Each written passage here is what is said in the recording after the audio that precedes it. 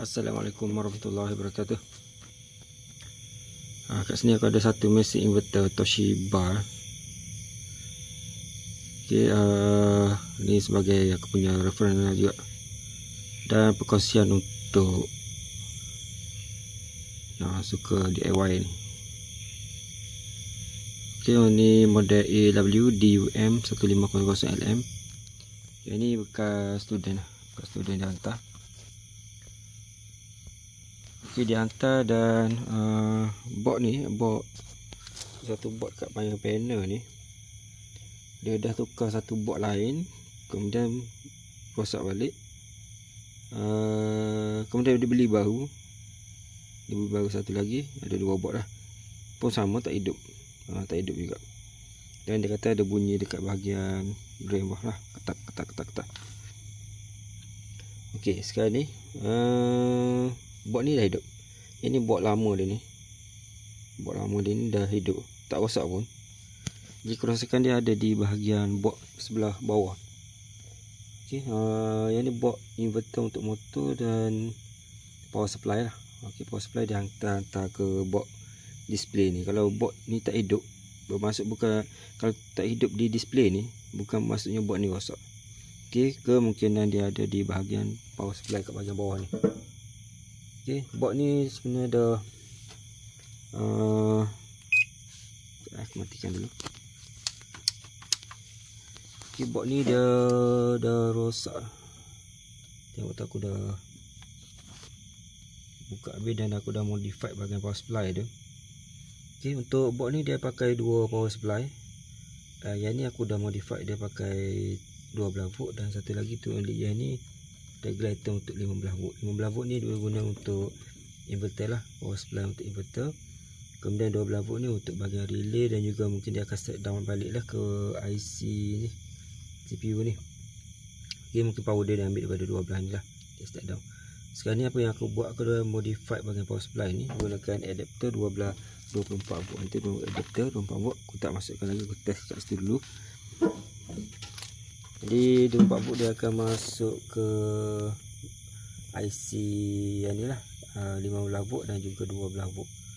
Ini 12 volt, jadi ada dua bahagian power supply. Sekarang aku tengah buat test. Dah hidup. Okay, alhamdulillah motor ni dah hidup. Cuma aku tak pasang semua lagi, aku dah buka semua ni, aku dah barai habis. Sebab asalnya aku tak ingat yang board inverter ni ada kat bahagian bawah. Okay, silap juga, aku tak ingat. Jadi aku dah buka semua bahagian atas dia, aku dah buka semua. Okey, ni mata level semua aku dah buka. Jadi bila tak hidup, aku check bahagian ni, bahagian power supply. Sekarang ni aku dah modify. Kita on kan, yang ni 24 volt. Aku tak combine lagi, aku nak fikir macam mana ni power supply ni. Sebab yang ni 3 pin. Sekarang ni aku nak selitkan ni kat bahagian bawah tu lah. Kita tak boleh beli board yang baru lah. Yang ni supply power ni still lagi pakai. Okay, cuma bahagian bawah board ni aku dah, kau tengok tu, aku dah modify ya. Okay, IC kat bahagian sini aku tak jumpa. Aku pelik IC dia ni, DLK CGA apa benda lah, tak ada nombor pun IC dia ni. Jadi aku dah keluarkan IC ni. Rectifier dia semua aku kekalkan. Rectifier semua aku kekalkan biasa. Okey, tak boleh buka sebabnya supply untuk inlet valve, drain valve still lagi pakai daripada AC yang ni.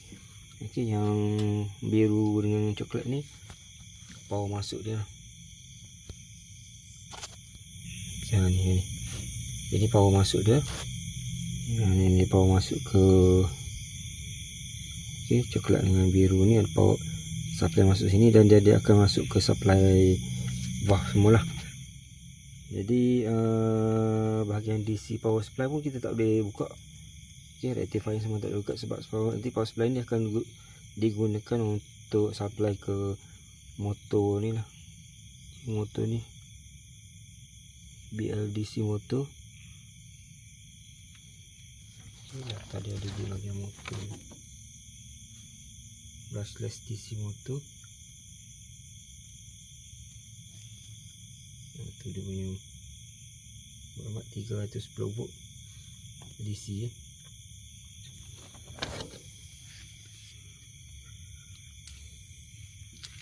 Jadi dengan modify 12 volt dengan 15 volt kat sana, aku on kan. Okey, nanti yang ni kemudian aku akan masukkan. Kita on dulu 24 volt. Kalau on 24 volt ni sebenarnya dah hidup. Mesin dah hidup. Dan aku dah boleh on supply. Yang ni power supply AC ni aku tak hidup kan. Okey, aku boleh on, off. Dan aku boleh start. Tapi motor tak gerak sebab power supply AC tak masuk. Okey. Untuk lock ni, yang ni lock dia. Pun aku dah buka sini, aku dah sama kat luar dan dah sensor magnet sini pun aku dah buka dah ada kat sini. Okey, kita tengok apa berlaku. Kita on AC. Okey, onkan power supply. Aku start sini. Dia bunyi ni lock ni.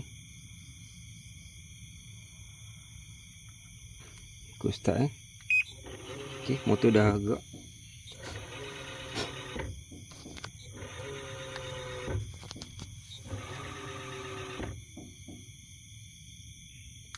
Okey, sekarang ni motor dah timbang, air semua dia timbang ni. Okey, sekarang ni dia berkelip-kelip. Okay, sebabnya dia perlukan magnet untuk ni. Kalau aku biarkan nanti dia akan keluar error. Kalau aku letakkan dekat magnet ni, ada magnet ni. Okey, letak magnet. Dia bunyi dolok sensor dan bawah ada bunyi dekat bahagian lubang.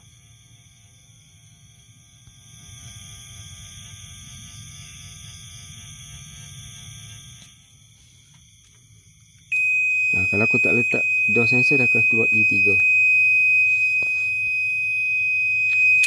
Okey, ni untuk basuh Ni kena letakkan dekat sensor.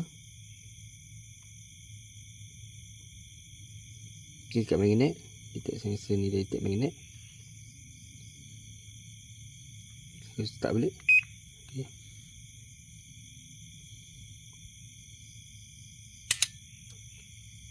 Dia lock, dia buka situ. Dia lock, dia keluar tu dia lock. Bawah ada bunyi dekat valve. Ni lock valve. Okey, kali lagi. Ni sebagai rujukan Okey. Kalau aku alihkan sensor ni, dia akan keluar E3 dan lock valve akan off. Dia tak bunyi Door lock dia buka. Kita tengok tu door lock dia masuk ke dalam tu, dia buka. Okey, dia kena tutup pintu. Kita tutup pintu. Lock, tengok lock. Kita naik ke atas. Tapi yang ni kena start balik. Cuba lama sikit. Contoh kalau kita tutup pintu balik lepas yang berlakunya error, adakah dia lock balik? Okey, kita tunggu sekejap.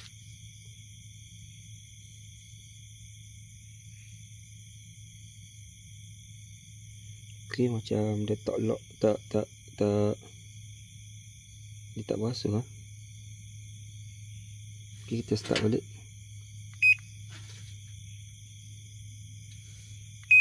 Okey, start balik 72. Kemudian door lock, tengok door lock. Dia akan masuk keluar.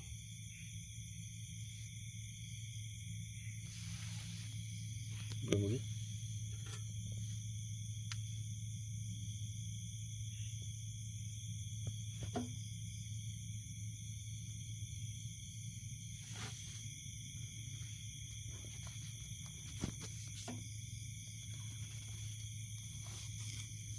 Belum lock. Stop. Lock. Ini tak kena. Mudah.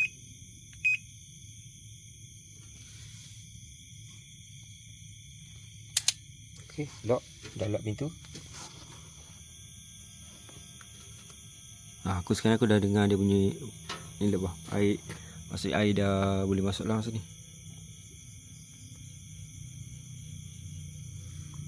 Okey, satu lagi. Yang customer kita dia bunyi dekat bahagian rear. Okey, kita test. Sebab itu dah tak hidup lagi, aku tak boleh nak test. Okey, kita test. Ni 7 minit. Okey. Kita tekan start. Dia keluar 11 minit sini. Pintu lock. Ni lock. Drain valve. Dia tarik ya. Dia tarik, dia lepas. Dia tarik, dia lepas.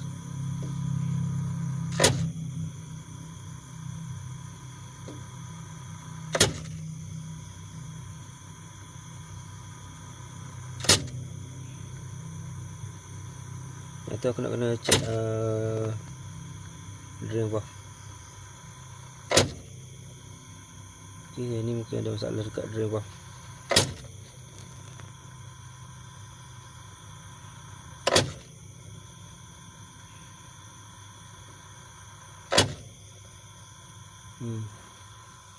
Ini mode spin ni, tak pusing lah, motor tak pusing. Tapi dah banyak kali nanti dia tarik-tarik, dia pusing juga. Banyak kali.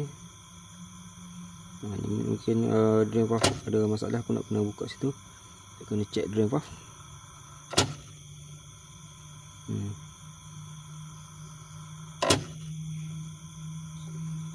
Dia dah pusing. Tapi air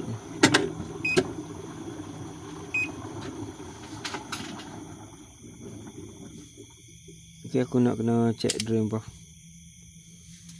Kenapa dia jadi macam ketak. Okey, tapi dengan modified power supply ni dia ada hidup. Display dah okey. Cuma seperti yang customer bagi tahu, yang tu memang dah bunyi ketak sebelum dia tak hidup lagi lah. Sebelum tak hidup lagi memang dah jadi macam tu. Dia aku suspect drain valve. Nanti aku akan buka situ. Nanti kita tengok next apa yang berlaku dengan mesin ni. Sama ada dia boleh guna balik dengan modified ni. Okey, aku nak kena uji tu. Adapter tu nak letak mana tu. Nak kena modified, nak betul tak bawah ni, dan mungkin supply tu akan ambil daripada tu. Okey, cuma dia adapter ni yang jenis 3 pin macam ni. Jenis 3 pin macam ni. Dia kena letak situ macam mana ni. Okey, nanti ya. Kemudian okey, itu saja perkongsian yang ada mesin Toshiba inverter ni. Okey, kalau berlakunya kerosakan, kalau nak tukar board ni sekeping pun boleh ni. Okey, tapi aku cuba baki dulu, repair dulu. Dan aku nak tengok hasil dia macam mana. Okey, kalau berjaya ni aku akan kekalkan dengan ni. Kalau tak, aku akan beli board yang baru lah. Kalau rosakan berlaku pada board, kalau dah tak boleh nak repair pun akan beli board baru. Tapi sekarang ni semua berfungsi kecuali drain valve. Okay, macam tu lah repair ni, kita kena mencuba. Okay, try and error. Okay, dia dah jimatkan kos. Kalau beli yang ni mungkin harga dia dalam 300-350 lah board ni saja. Okay, dan daripada China pun ada yang murah, tapi kod dia lain sikit lah. Okay, kod dia lain sikit, nombor part nama dia lain sikit. Mungkin boleh guna, mungkin tak boleh guna, kita tak tahu. Sebab aku tahu pun tak boleh. Yang tu aku nak cuba dulu yang ni. Okey, itu saja perkongsian, harap bermanfaat. Okey, assalamualaikum warahmatullahi wabarakatuh.